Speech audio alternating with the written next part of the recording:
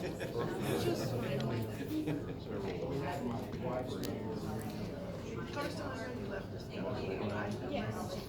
I'm at Ambassador Hotel in Metropolis.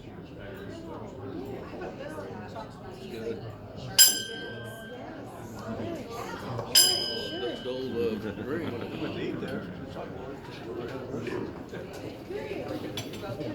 Good afternoon, everybody. Welcome to the Tuesday noon meeting of the Rotary Club of Tulsa Will Rogers, the friendliest club in District 6110. Will all please rise as you're able for the pledge. I pledge allegiance to the flag of the United States of America and to the republic for which it stands, one nation, indivisible, with liberty and justice for all. Okay, everybody may be seated. Thank you very much. It is a wonderful time to be a Rotarian. It is a wonderful time to be a Will Rogers Rotarian. We have a lot of business to conduct today, and we have a wonderful speaker to follow. First off, let's see, we have some January birthdays to recognize. Phil Keeter had a birthday last week, and Jeff had a birthday Jeff Castleberry had a birthday last week. Heck of a deal. All right, let's see. Oh, I guess you got a couple of announcements, Bob, for the Will Rogers Foundation. Right. First of all, the Will Rogers Foundation is helping the Tulsa Architectural Foundations for our tour of Will Rogers High School. It's going to be this Saturday. I think we have like 180 people signed up for a tour. They say that it's one of the highest ones that they've asked about. So that's one thing the foundation is doing. The other thing, my daughter is on the Tulsa Public School Board, and I don't know whether you know this, but the lady that is in that District 2 is resigning because of the transfer and moving. So if you know anybody, that takes in the Will Rogers School District. So if you know anybody that might be a good person to be on the school board, right now it's kind of a tedious situation there.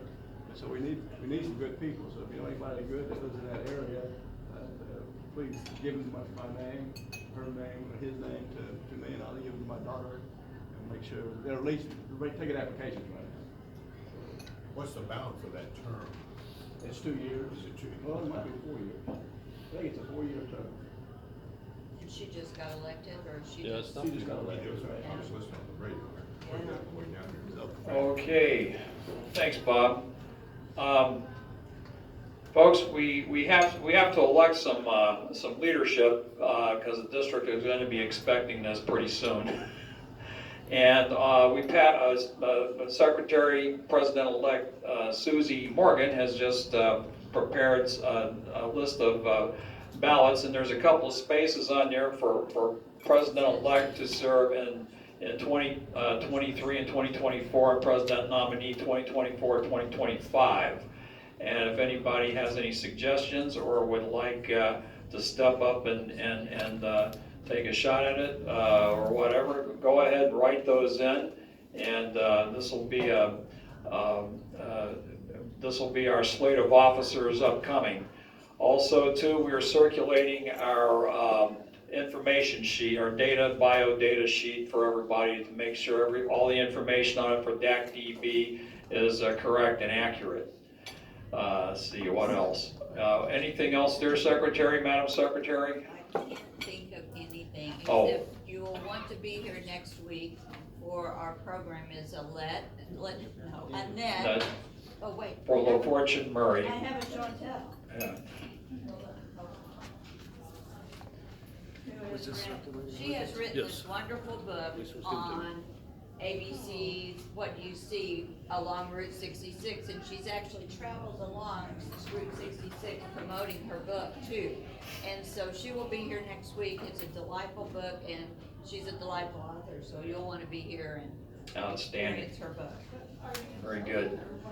And see, we have a board meeting this. Yeah. Are we voting on this, or what are we doing? Oh, Yes. If we all have any nominees for president-elect or president nominee for following Susie? And we need to vote on it. Yes. Okay. Does anybody have any objections to the ones who are on there? Anybody have any? Written. Oh. So we're supposed to do it written according to the bylaws, so you just people can put okay or whatever. Yes. Yeah, Yes. and Okay. whoever's not here, we'll put them in. I was here and it happened to me. Come on. I know. Honestly, folks, I have asked several people to serve and they have politely declined, and, you know, Well, at least they were polite. well, yeah. So, it's really not that hard. Stan and I will vouch for that. That is, if Stan could do it anyway. No, I'm Well, sorry. That's right. I mean, that's, you have to understand what I do for a living But you now, get, right? you get a lot of support, not only, you know, from the past officers, but also from the district. They do a whole weekend training for you, and so, I know some of you are pretty new and are like, I don't know if I can be president, but you can. I just want to tell you, you can do it. Wonderful. It'll make your experience in Rotary a whole lot better. Yes. Well, okay, well, I think that, anything else to say about the ballot or who's on it or who's on it prospectively? There you go. Anything? Okay. All right. Moving along, we have a new member introduction to officially, a new member to officially recognize. Karsten, will you please step forward, and will your sponsor please come with you?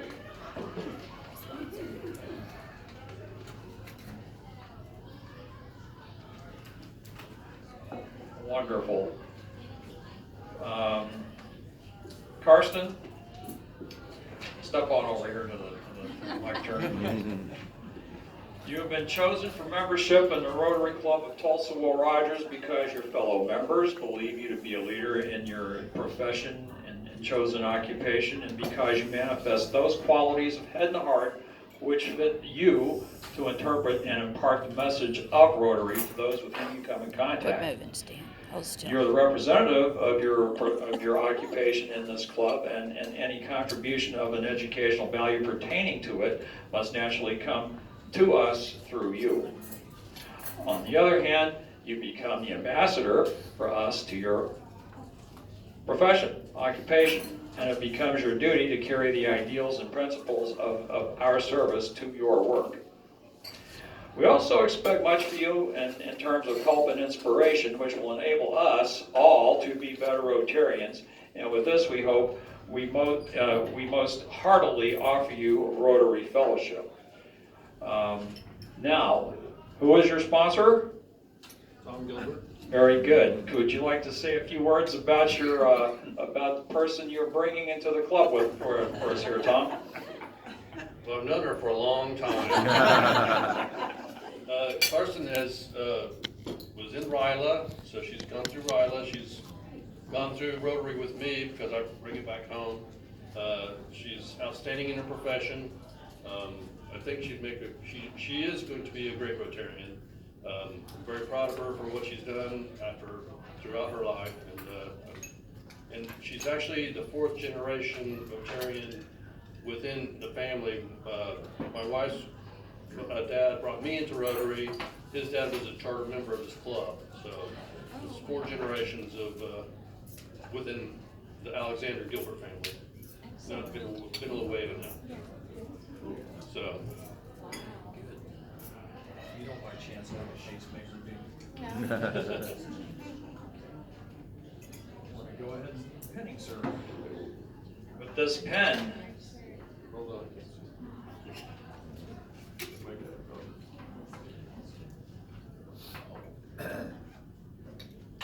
Okay, will all members please rise?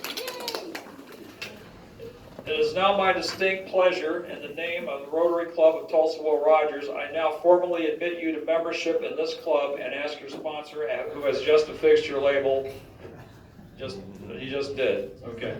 Fellow Rotarians, I commend to you our newest member, Rotarian Carson Villanueva, who has been loaned the title of club member, and request all of you welcome her. Yay! Excellent. Very good. Thank you, guys. You want to be president? Yeah. Okay. Well, it's been a season of awards and recognitions. So I would like to ask the following Will Rogers Rotarian to rise and come forward. Mr. Jeff Castleberry, will you please join me at the podium? Jenny's or Bryant's? Jenny's the oldest one. She's a senior. Jeff, it is my esteemed honor to be the officiant for this particular presentation. It just arrived in my mailbox yesterday, believe it or not. Your pin for your Paul Harris Fellowship +6. This is a red stone lapel pin.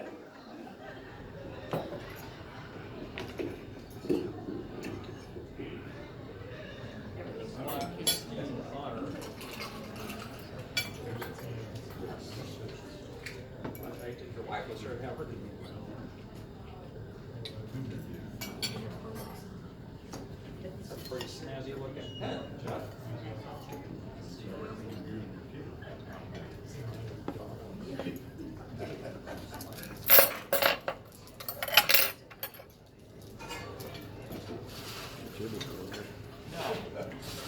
Jeff, before you return to your seat, could you give us a few words on what motivated you and what appeals to you about your philanthropy and your commitment to the Paul Harris Foundation? Well, I think being a past president motivated me. The exposure to all the good that Rotary does, and it's easy. It's I think it's 80. Ed, help me out. I think 80 some odd dollars a month, and it just kind of it automatically goes away. I don't even pay attention to it until someone calls me up here and said, "Here's a pin," and you get the magazine every month, and you know that money's going to a good place and for good causes. It makes it easy. I'll give you the rest of the stuff there for you. I appreciate that, Jeff. Thank you so much. It gives me a boost as a Rotarian and as a club president to be standing with people like Jeff and people like Carson, people who understand the concept of service above self. That's a catchy catchphrase that the international and the district level people always use, service above self. If you'll notice in all my emails, I'm not doing this by myself. I'm serving with you, and it's about serving with you and service above self. And that's how I feel. Now, on to our guest today. And before I introduce him, I would like to have just a brief Rotary minute. And one concept that is key about said philanthropy and all this is that it's not about the money, it's about what the money can do. And when we all donate to this, I feel like we're all members of a same group, of a same ilk, of a same tribe, sort of. I don't really care for that term, but we're all pulling on the same rope. Now, our guest today is Ed Hardesty. He is our District 6110 Rotary Chair Foundation. Ed has been a member of Tulsa Southeast Rotary Club since 1996 and has served Rotary in numerous capacities. Been a club president, When was that? 05 and 06, or district governor 05 and 06. He was served at the district level, assistant district governor for 3 years, and he is currently our Rotary Foundation chair, and he's going to give us a great deal of information. Feel free to take notes. I'm going to be about how to donate and what we do when we donate and who it helps. So Ed, I'm going to turn it over to you now. Great. Thank you so much for everything you've done, for what you continue to do. Thank you, Stan. Can you all hear me? Okay, I like to move around, so I told Stan I wouldn't be behind the podium. So gosh, what a great privilege it is to be here at Will Rogers. It's been a long time since I've been at your club, and what a wonderful club and the great things that you do. You've been around a long time, and you've left your mark on this community and on Rotary, and I appreciate it so much. So the Rotary Foundation, you know, without the Rotary Foundation, we'd be just like any other civic or service club. But because of the Rotary Foundation, we're special. And we can go places and do things and accomplish things that others simply can't. You know, think about the world in which we live now, and what separates us as a human family. It's government, politics, and religion, isn't it? And the beauty of Rotary is we're non-governmental, non-religious, and non-political. So we can bridge those gaps, and we, through our foundation, can make a difference in the lives of people in our local communities and throughout the world. So we're going to talk about the foundation today. I'll spend a little bit of time talking about how it works. I want to highlight the great generosity of your club over the years and the impact that you've had on people throughout the world through your great support of the Rotary Foundation. And then give you an update on polio. And then we'll spend most of our time talking about people whom we have helped and projects that we've done. So one of the beautiful things about our foundation is its simplicity. This is our mission, and it's simply to enable Rotarians, that's all of us, worldwide, to advance understanding, goodwill, and peace through the improvement of health, the support of education, and the alleviation of poverty. And we've been around since 1917. We started a gift of $26.50, and that's about $500 in today's dollars. But Arch Klump, our founder of the foundation, said these words, and I believe this with all my heart. And he said, "We're determined that the endowment, our foundation, shall not be unpopular, and that we truly believe that when each and every individual Rotarian understands this matter thoroughly and correctly, there'll be few, if any, who choose not to participate, even though the sum may be extremely modest in amount." And I believe that with all my heart. I don't think there's a Rotarian anywhere in the world that can hear the stories of the Rotary Foundation and say, "I'm out. Forget it. I'm not in." So it's just a matter of us understanding and having the opportunity to be a part of this, because this is what makes us Rotary. So let's talk about how it works for just a minute. We've got the annual fund. You all have heard our marketing campaign, Every Rotarian Every Year, where we've asked every Rotarian to give something to the annual fund each year, because that's the engine that drives the good work that we do. And when we give to the annual fund, that money is held for 3 years. And during that 3-year period, the investment portfolio pays the administrative costs, the overhead. And then after 3 years, we spend it all. And it rolls over each year, so we've got to continue to give year after year after year to the annual fund to fund our grants and the good works that we do. And the beauty of this is, many times when you have a charitable organization, you give them the money, and then you trust somebody that you don't know somewhere, you don't even know where they are, that's going to determine what the administrative overhead is and what the projects are going to be. But when you give to the Rotary Foundation, we give the money and we determine how it's spent. That's the difference. That's the difference. So Rotarians are control the process throughout the entire way. So when we give to the annual fund, that money is held for 3 years. At the end of 3 years, half of it comes back directly to our district, and what we call district designated funds. And we determine how that money is spent. We're going to be having a foundation committee meeting in next week, and we will determine how, just a broad outline of how we're gonna spend our district designated funds for the next Rotary year. So we take half of that and we set it aside for district grants, which means that any Rotary club in the district can do a Rotary International Foundation project in their local community. And we'll give you some examples of those. And then we'll give some of that to polio.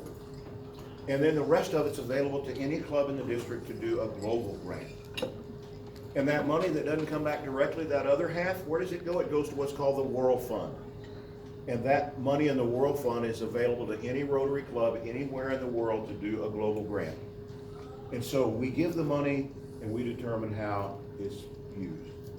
Did you know that your Rotary Foundation is the highest rated nonprofit in the United States? Charity Navigator evaluates all big nonprofits.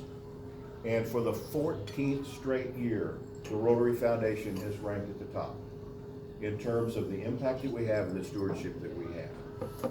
So think about this, because of that 3-year cycle where the investment portfolio pays the overhead costs, and where else can you give where 100% of what you give goes to help someone? And in years when the markets are up, sometimes we help people with more than we gave to begin with. And when years when markets are down, we have a set aside where we can continue to fund our projects. So that's the annual fund. Give something to the annual fund every year. The easiest way to do it is through Rotary Direct. And that's where you have an amount that you're comfortable with come out of your financial instrument, your checking account, savings account, credit card, debit card, whatever you want to use each month.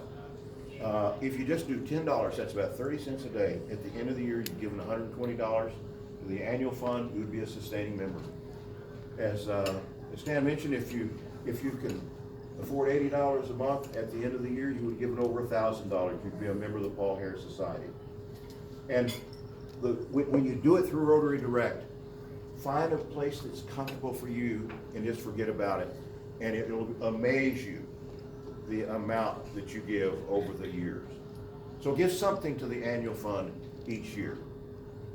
So the endowment fund, we used to call this the permanent fund, but it's Rotary's endowment. We will never spend the principal of the endowment fund, but we spend the interest. And think of the endowment fund in those crossroads in life. Give something to the annual fund every year. Think of the endowment fund when you're doing your estate planning procedure. My wife Jeanette and I are members of the Bequest Society. That means that we have remembered Rotary in our estate planning, Rotary's endowment fund. Think of the endowment fund. Maybe there's a particular year when you can give more money than normal. Maybe you sold a business, got some appreciated stock, whatever it might be. Think of the endowment fund in those times. And as I mentioned, we're never going to spend that principal, we spend the interest. So when you either make an expectancy or an outright gift to the endowment fund, you're asked, would you like half of the interest earned on your gift to come back to your district? And if you say yes, then we get that in our district designated funds.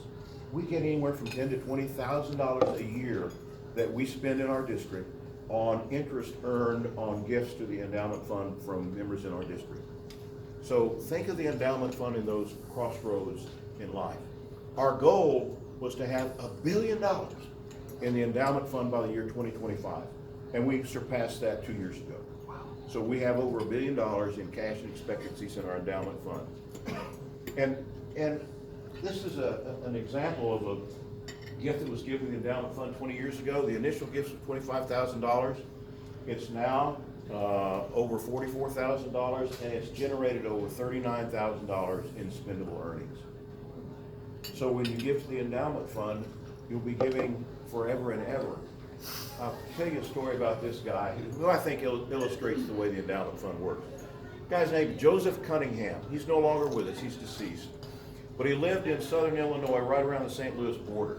And he had a secret. And his secret was that in the dark of night, he would go out and plant daffodil bulbs up and down the highways outside of St. Louis. And in the spring, the flowers would come up and be, wow, that's so beautiful. Where'd those things come from? And nobody knew. And finally, he was caught. He was caught red-handed.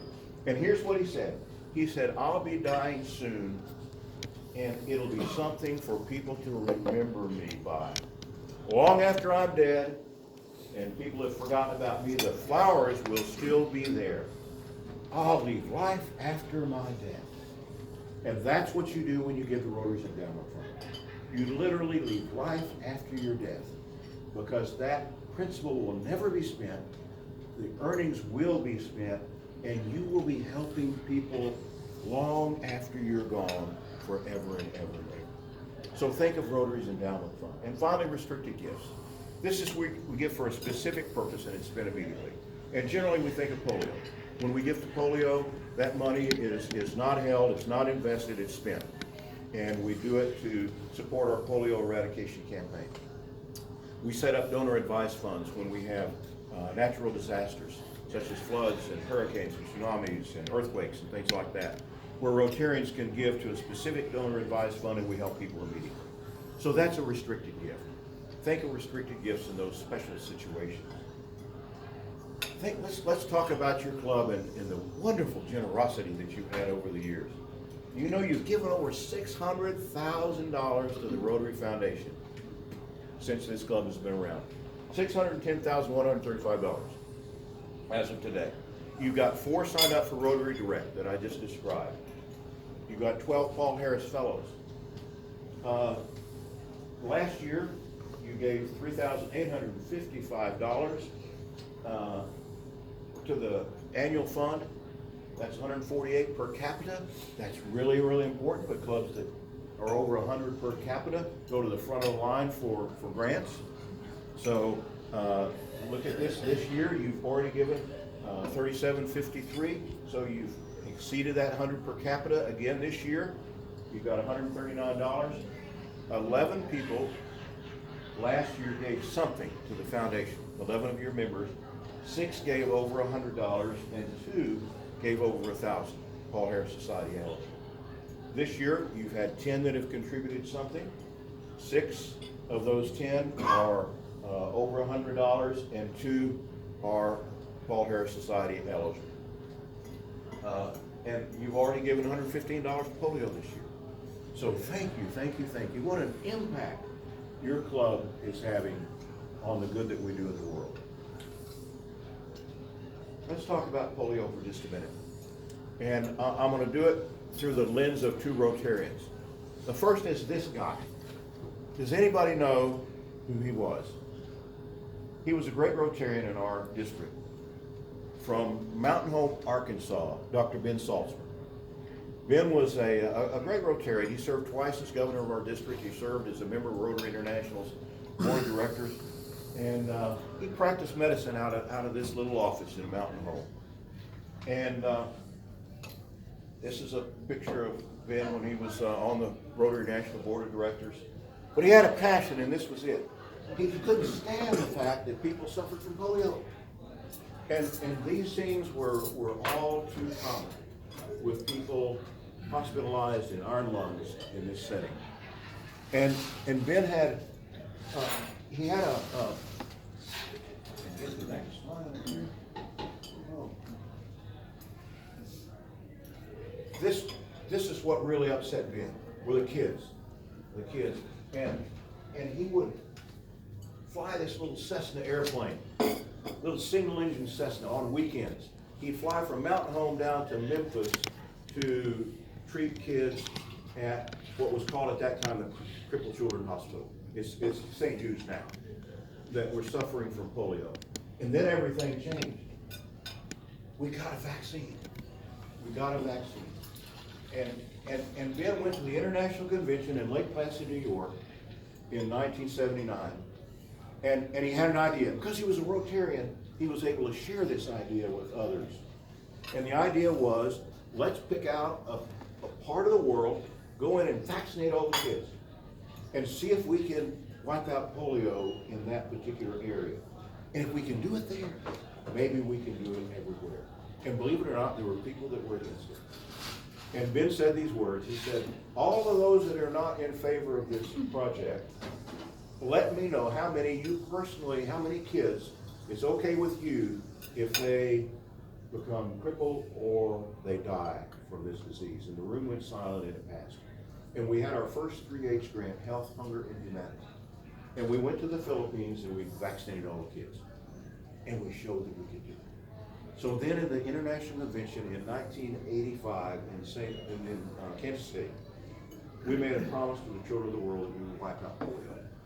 At that time, there were 350,000 active cases of polio in over 200 countries. 1,000 new cases a day. And now we're down to a handful of cases in 2 places. And that brings me to this guy. This is Aziz Maimon. And he's one of my dear Rotary friends. This picture was taken of us a few years ago in San Diego. Aziz and I were privileged to be asked to serve as training leaders at the International Assembly. I got to do it twice. And where we train the incoming district governors from all over the world. Aziz is from Pakistan, and he's the polio chair there. And Aziz and Sumina and Jeanette and I got to be good friends. And Aziz told me stories about the challenges that we're facing to finish this battle. And as you know, we've had people that were killed giving the polio vaccine. And Aziz personally visited the homes of every family that lost a family member. And he told me one place he went, and he lost a 22-year-old daughter. And he'd expressed sympathies on behalf of Rotary and was getting ready to leave. And a young girl came out from one of the back rooms and said, "Mr. Maimon, wait, please don't leave yet. I've got a favor to ask of you. I know you're supposed to be at least 18 to be on a vaccination team. I'm only 16.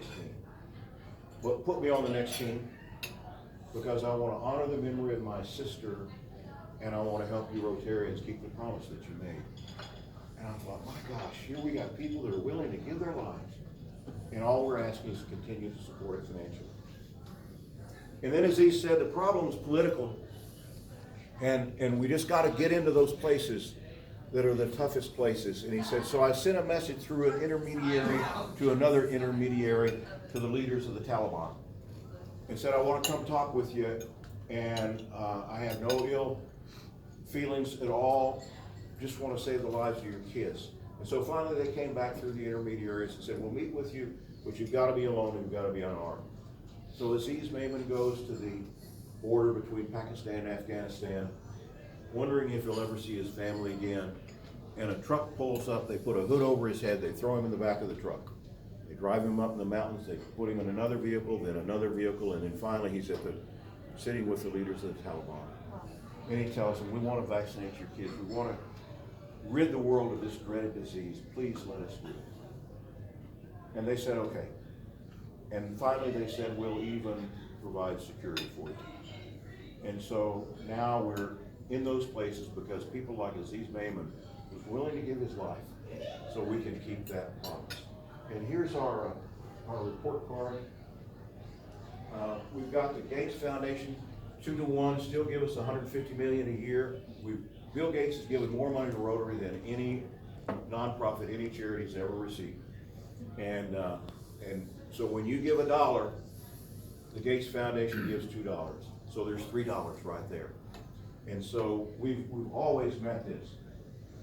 In 2017, we had it down to 26 cases. And we were just doing great. And then we had a spike in 2019, up 175 cases. And then down to 140 in 2020. Only 5 cases last year. This year we've had 22 cases. Much of that is due to the floods we had in Pakistan. So we had to call off our vaccinations for a while. But so we've had 2 cases this year in Afghanistan, 20 in Pakistan, and we're this close.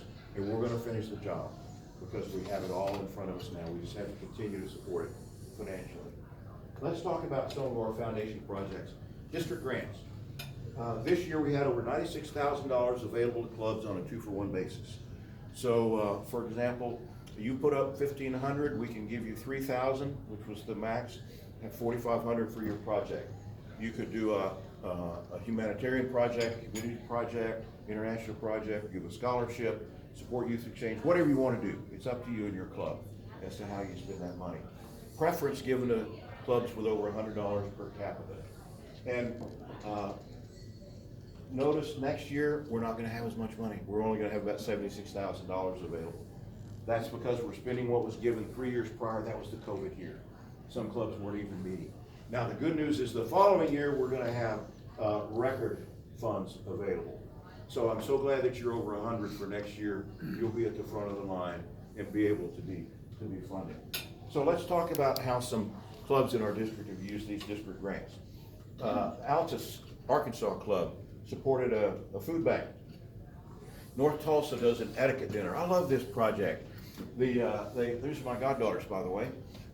They bring high school kids in and they feed them a fancy meal and they teach them etiquette. You know, this is the fork you use for this. This is how you eat your soup. This is how you pass the butter, and so on and so forth. And then they bring in a rack of clothes and they say, you're going for a job interview. Would this be appropriate? Would this be appropriate? What would you wear to impress an employer? And then they talk about online etiquette. And they talk about just simple things like, what's your email address? Your name at gmail.com is pretty professional. But what would an employer say if your email address was wildman.com or something like that? So they talk about that. So that's a district grant right in our community. The Barnesville Club supports the 4-way test speech contest. The Barnesville Daybreak, they have a community project around Christmas time of fantasy lights, fantasy land that they do, which is really cool. Tulsa Sunrise supports the Tulsa Area Air and Space Museum. This is Imagination Library. Dolly Parton is one of our Rotary partners. She's been at several of our international conventions. And the Coffeyville Club uses their district grant for the Imagination Library there in that community. Tahlequah, the book Where the Red Fern Grows was written by a Tahlequah resident about the community there. So they give that book to all the 5th graders and use a district grant to support that. Bristow puts park benches in their community park. Bentonville Club in Arkansas does on Veterans Day a Fields of Honor project to honor veterans. This is Fredonia, Kansas. They do a Rotary Park. The Tulsa Sunrise Club supports New Leaf for people that are differently able. Iola, Kansas provides Thanksgiving baskets to feed people in their local community. This is the Rotary International Foundation, by the way. This is what happens when we give that money. And Broken Arrow does a Shop with the Rotarian. Carthage, Kansas does a Kids Fishing Day. This is a neat project. They take them out fishing, they feed them, and they talk to them about the environment, protecting the environment, and how important it is to be good stewards of nature. Grove program does the Choices program, where they bring in junior high kids, and they talk to them about the choices that you make now will have an impact on your life as you go forward. What courses you take, what decisions you make will have an impact on your life. Parsons, Kansas does an Arboretum walking trail in their community. And those are just some examples of district grants about the Rotary Foundation coming home in our local communities. Let's talk about disaster recovery grants. These are relatively new. The trustees put some money aside and for us to respond quickly locally to local disasters. And then lo and behold, here comes COVID. And so our district applied for a disaster recovery grant. We got $25,000 and distributed it among the clubs in the district that said they could support addressing COVID in our local communities. So we supported personal protective equipment for first responders and then distance learning equipment, particularly in poor rural school districts that didn't have any. So that's what we used our disaster recovery grant for. And then lo and behold, the war in Ukraine comes. And we have spent millions of dollars, literally, to address personal needs of human beings impacted by the war. Believe it or not, Rotary clubs in Ukraine have grown since the war started. We've got more Rotarians there than we did before because they see the good works that we're doing. Our district gave $50,000 of our district designated funds to support disaster recovery grants in Ukraine. So we've been on the ground there.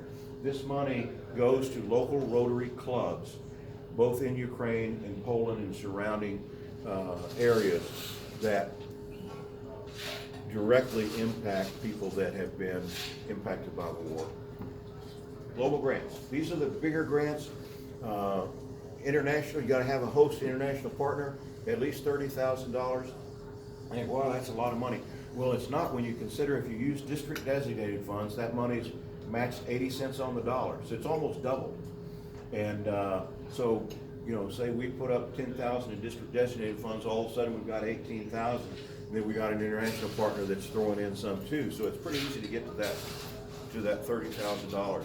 If your club comes and says, we want to do an international project, and we've got some club money set aside, we've got $1,000 or $5,000, whatever, we're going to say, send it to the annual fund. That will enable us, we'll use district designated funds, we'll double your money, because your club money's not matched. You say, well, that's not fair, why don't they match club money? Well, because we hadn't had it for 3 years to use to pay for the overhead. And so these are global grants, they're bigger grants. We got to address one of these areas of focus. And when we first got these areas of focus, I thought, oh my gosh, they're going to limit us to these particular areas. There'll be things we won't be able to do. I can't think of a thing that we'd ever want to do that wouldn't be addressed by one of these areas of focus. And we used to have 6, we've got 7 now. Our newest one is protecting the environment. So let's talk about some of our projects. These are kidney transplants that we've done in Mexico. This is our Rotarian partner there. We've literally saved these people's lives. There was no opportunity for dialysis, and we provided kidney transplants. This is a water project that we've did in Mexico. Cataract surgery in India. And we've learned through this project, we impact not only the individual that we're restoring their sight to, but also their families, the impact that we had. This man was a tailor, and he couldn't work anymore because he got cataracts. And so his kids, ages 12 and 10, had to sell bananas on the streets and drop out of school. And we fixed his cataracts, and his kids were back in school, and he was back earning a living. This is a water project that we did in Nigeria. And the guy in the red hat there is Ola. He was the district governor there. He and I met at an international convention, and I'll never forget this. We're in this hotel, and I look down the hall, and here he comes. And he starts coming, and he gets faster, and he breaks into a run and grabs me and hugs me and almost knocks me down. And he says, thank you, thank you, thank you. Tell the Rotarians in your district, thank you for the lives that you've saved in my country through this great project. This, I love this project. This is the Mayo Clinic. Jeanette and I got to represent the president of Rotary at a district conference in Minnesota. We visited the Mayo Clinic. We bring in kids from all over the world, and we do life-saving heart surgery. And the local Rotarians and the local clubs take the families of the kids into their homes, and they sit with them during the surgery, and they become their extended families. And while we were there, one of the local Rotarians had just come back from a water project they'd done in Haiti. And she said, we were leaving the project site, and somebody grabbed and pulled me around and said these words. She said, after the Rotarians came, the children stopped dying. Think of that. After the Rotarians came, the children stopped dying. You were there because of your foundation. This is a recycling center that we did in Brazil, cleaning the environment, giving people work. This is a water project in Belize that we put in these Sawyer water filters. We started with institutions and then went to local homes. This is a computer lab that we did in Brazil. Our man on the ground, our Rotarian on the ground there, Ari, said these kids had never seen a computer. It took them about 10 minutes before they were fairly literate. This is a rehabilitation clinic we did in Chile. This is Rudy, past district governor there, that's visited our district before. This community had no opportunity for either physical therapy to keep people from having surgery or post-surgery physical therapy. This is an ambulance that we provided to a community in South America. I'm really proud of this one. This is a project that my club, Rotary Club of Southeast Tulsa, has done. We've done 2 of these. It's a human milk bank in the Philippines. And this is the club that we partnered with called Jewel of the Orient. All women in that club. And we've done 2 charity hospitals there. This is a disaster relief project we did in Turkey following the earthquake there. We provided shelter and showers and bathrooms I love this project. This is in Uganda. This is Nancy Dixon. You see her there. This is how Rotary works. She has a brother that lives in Tulsa. She's a Rotarian in South Carolina. Came to visit him, and we hooked up at a Rotary Club meeting. And she said, we've got a project that we're dreaming about. And there's a village in Uganda that has an unbelievable infant mortality rate. And we think we know how to fix it because it's so remote that the moms can't get to professional health care. And all of the birth is done in the village through midwives. And so here's our idea. We're going to remission the, here's some of the kids. There's the district governor getting our banner. Here's one of the babies whose life we saved. We're going to remission this. And what we're going to do, instead of the midwives doing the birthing, we're going to train them to do pre and postnatal care and counseling. And then we're going to figure out a way to get the moms to the hospital. And so that's it. We provided several ambulances. These are ambulances. That's the only way, it's so remote, to get in and out of that community. And we've literally eliminated infant mortality in that community. And we use these ambulances to get, for other people, to get to professional health care. So we have significantly improved the health of this community. And finally, the Will Norton Miracle Field. You know, Will Norton was the son of a Rotarian who was tragically killed in the Joplin tornado. And we wanted to do something to honor his memory and to do something for the kids in that community that were differently able. And as you know, a global grant, you've got to have a hosted international partner. We usually do these in developing countries because that's where the need's the greatest. We had a special situation here and thought, well, who in the world would be willing to give their district designated funds and other support to a project in the United States? Well, we went to our friends, our Rotary friends all over the world that we partnered with before. We got 4 districts in Brazil, district in Taiwan, district in the Caribbean, districts from all over the world partnered with us to build the Will Norton Miracle Field. It was over a $200,000 global grant, and we did it. And here's what it looks like. That says it all. That says it all. That's the Rotary Foundation. That's what when you see that money come out of your account, when you write that check, that's what it does. That's the Rotary Foundation, right here in our communities. Our past international president and founder, Arch Klump, said it this way. He said, we shouldn't live for ourselves alone, but for the joy in doing good for others. I love what our past international president, Cliff Dockerman, said. Cliff Dockerman, we just lost him recently. He was a great Rotarian. We talked about happiness. He said, if you want to be happy for an hour, take a nap. If you want to be happy for a day, go fishing. He said, if you want to be happy for a week, take a vacation. He said, if you want to be happy for a month, get married. He said, if you want to be happy for a year, inherit a fortune. But if you want to be happy the rest of your life, help others. Help others. And we as Rotarians should be the happiest people in the world as a result of the help that we provide through our Rotary Foundation. And with that, Mr. President, I'm going to turn it back over to you. Wonderful. Thanks.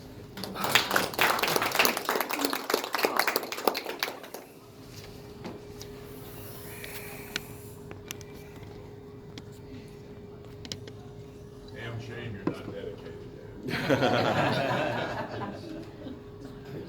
Thank you, Ed. A lot of information there. Kind of like sometimes trying to take a drink off a wide open fire hydrant, but you got it down within a lot amount of time. Madam Secretary, about the governor's email that we talked about this morning, could you give us a blurb about that? There are 80 Rotary exchange students that will be in the Tulsa area the last weekend of this month for a gathering that they do with them. And they need housing for those students. And time has kind of the essence right now because you have to go through a background check. It's the 27th and 28th, I believe, of January. You get them about 3 o'clock in the afternoon on Saturday and take them back about 3, so 24 hours. They do have to stay in pairs of 2. They said this morning at the President's Breakfast that if you do more than 2, they kind of take care of themselves. So, yeah, if you can host 2 students or more, then let me know, or let Kathy Webster, the district governor, know. What's the program that they're doing here?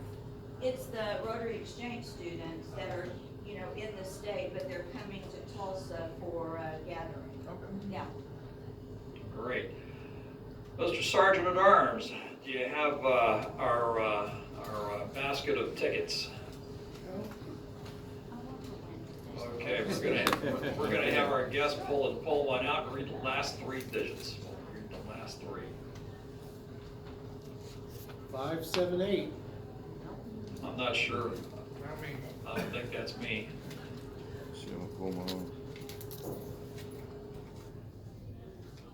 It is you. Oh my God. I didn't think it was. Pay it forward. Huh? No, pay it, just pay it It's forward. Stan one, he's paying it forward, so. Yeah. Yeah, me, and so, yeah, in fact, give this to the treasurer. There you go. Any other items of business that we have? Next week, we mentioned our speaker. Week after that, it'll be State Senator Joanna Dossett and State Representative John Waldron, and week after that will be Mayor Bynum. And if you will all remember, 3 years ago, he was our last guest speaker before lockdown. Well, that's not happening. Well, let's hope that doesn't happen. You reminded me of that. It was. Would all please rise for the 4-way test? The 4-way test of things we think, say, or do. Is it the truth? Is it fair to all concerned? Will it build goodwill and better friendships? Will it be beneficial to all concerned? Thank you all. Also, please check your roster. I'll leave it back here. Dan took the liberty of going ahead and putting okay by some names because I think he wanted them to be officers. So just double check that all your information is correct, if you would. And Karsten and Patty, if you all could send me a picture. Oh, no. I didn't sign it there. Don't get around to that, yeah.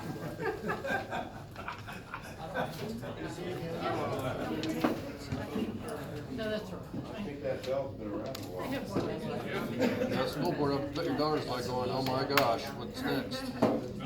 Well, Congratulations, Carson.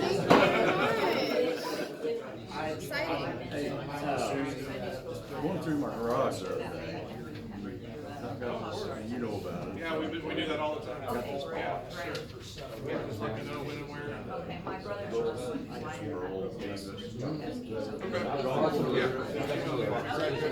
You go, do you? Nobody's the names. I guess so. So, no, I meant as far as nominations. Well, I mean, I could bring So are you up for being, or no, he's the. meetings. I'm lucky to even make it a meeting. I got another one at 1:30 at Moffett Avenue. you know, The mayor's supposed to be there. Well, I'm just thinking that. Well, and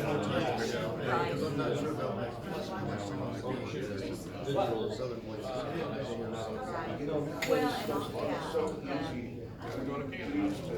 I do.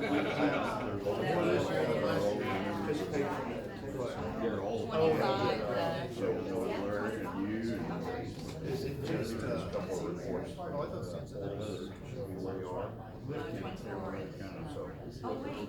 Well, they overlap, so where the term starts. Next year's. You know,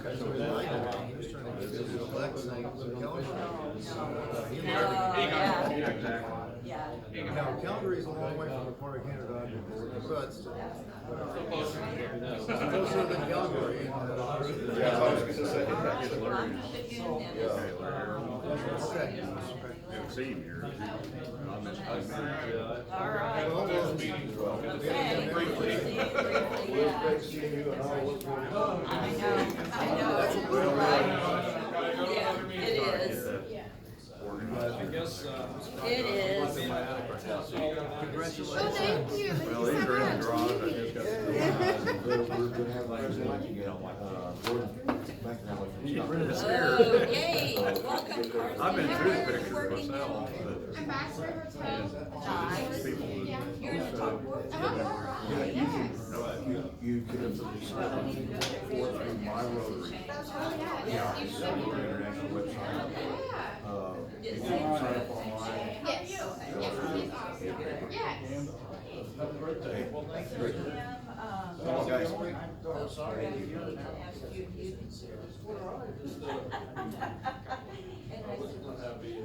treasurer.